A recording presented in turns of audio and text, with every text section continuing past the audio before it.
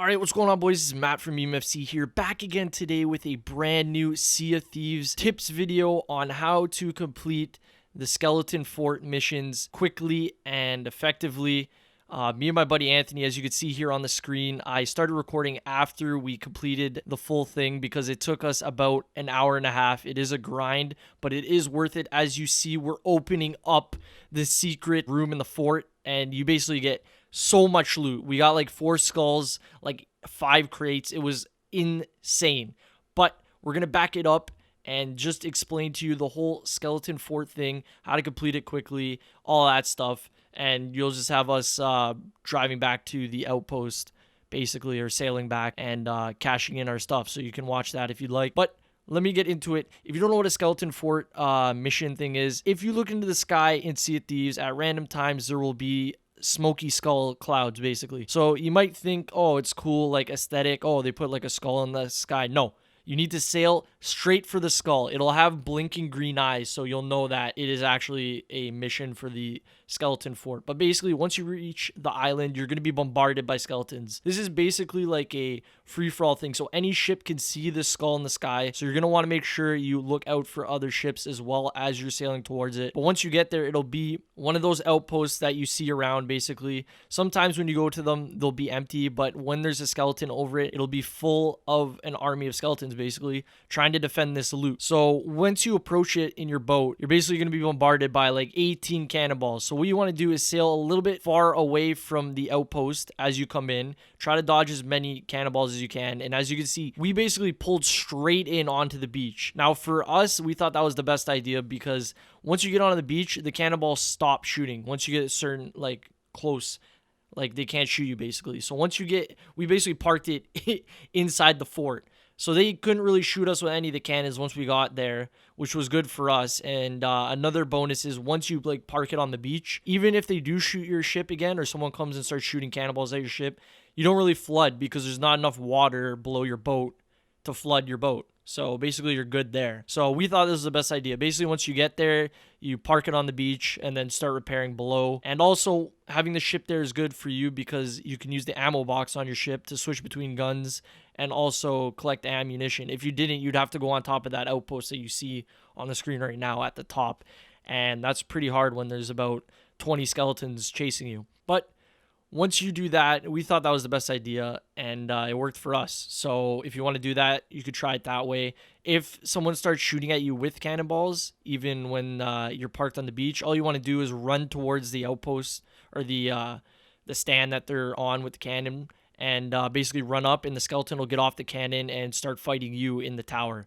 So you can just do that, and it's pretty easy that way. Also, if you stand on the ship, the skeletons don't chase you there. So you can use your ship basically as a home base while completing these waves. Now, the waves here are basically, there's 12 waves, about a dozen. So it felt like 20 for us because there was another boat attacking us basically halfway through this. So it took a little bit longer. Also, you probably want to bring like 4 people. We only had 2 people and it took like I was saying, like an hour and a half. But the loot is well worth it. I would say if you did this instead of like, I don't know, however many missions you could fit in there, you'd probably make even more money than you would just doing the normal missions from the traders and the outposts. Yeah, we'll go into the skeletons now. I'll let you know the different types of skeletons that you will encounter during a skeleton fort invasion. But yeah, we'll go straight into that. All right, so there's 4 main types of skeletons that you'll run into. You'll have the regular ones that you see basically on every island, just normal skeletons. If you have done some of the, I forget what they're called. It's the lady under the building on the outpost that you collect the skulls for, basically, if you hunt the captains down.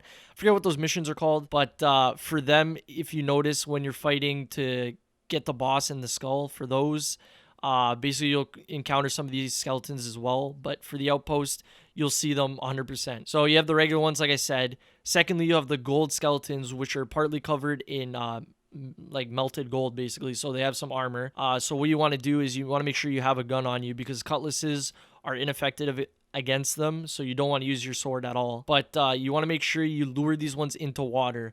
On this outpost that we were at, there was where we parked, basically there was a little water area, so we would bring them into the water and they would slow down and basically the water will harm them, so they're basically vulnerable in the water. So you just want to keep them in the water, or get a bucket of water and throw it on them and then start attacking them. And then you have plant skeletons, which are the next ones that you'll encounter, and basically they're the opposite of gold skeletons.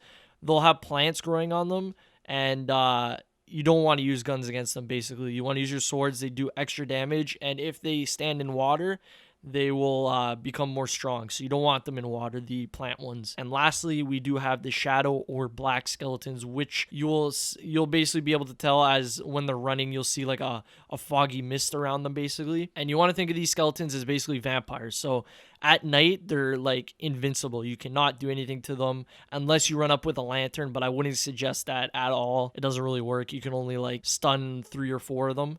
So you want to wait till day to kill these ones. So if you have to, just chill on the boat that you have parked. They won't attack you there. And yeah, you just want to do that until basically you want to keep recurring these over and over again. Keep doing these waves. It'll feel like it's going to take forever, but trust me, it's worth it at the end. But yeah, once you get to the end, it'll be a bunch of skeletons and then the boss. So you want to focus on the boss. He'll drop the key that you need to open the lair or whatever it is, the hideout where all the treasure is, underneath the big base where the skeletons will spawn, and also the beach. So you want to take that key, open it, and as you can see right now, look at all the loot that we have. We got about 5 chests and 5 skulls. All of them went for a different ranging amount that you'll see closer to the end of this. But yeah, this video was crazy. I just wanted to bring you that. Basically, those are all the tips that I would give for this. There's nothing really more that you could do. But yeah, like I said, bring a lot of people. I'll leave a link to all the skeleton types and basically a couple tips as well on this website that I found. So I'll leave it in the description. But yeah, other than that, I think I'm just going to leave the video here. We had a bunch of people, like I was saying, attacking us. There was like one team that kept attacking us. And it's funny because when we went to go cash out all of our loot here at the outpost, they actually pulled up after. And I think they were doing missions after we killed them a couple times, and they actually started fighting us at the outpost. So I went to go cash out all of the loot while Anthony stayed on our boat and basically fought them, and we stole all of their loot as well. So we basically just cashed out like crazy here.